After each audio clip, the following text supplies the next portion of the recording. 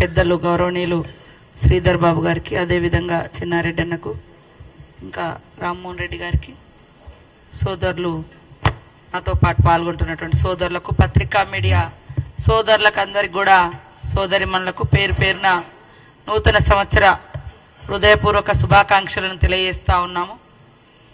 అధికారం పోయిందనేటువంటి అక్కస్తోటి అసహనంతో కూడినటువంటి దుష్ప్రచారానికి ఈ బీఆర్ఎస్ పార్టీ ఒడిగట్టిందని చెప్పడానికి మాకు ఎలాంటి సందేహం లేదు. ఎందుకంటే ఇందాక మా పెద్దలు శ్రీధర్ బాబు గారు చెప్పినట్టుగా వారు అసెంబ్లీ సమావేశాన్ని ఏర్పాటు చేయడానికే 36 రోజులు టైం తీసుకున్నటువంటి గనులు వాళ్ళు.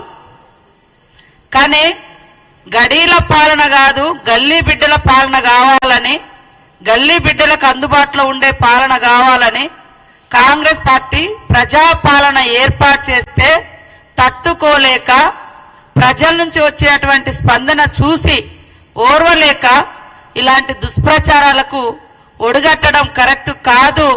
ఒకసారి ఆత్మ విమర్శ చేసుకోండి, ఆత్మ పరిశీలన చేసుకోండి అని ఈ సందర్భంగా ఈ బీఆర్ఎస్ కుటుంబ పాలన పార్టీకి తెలియజేస్తా ఉన్నాం.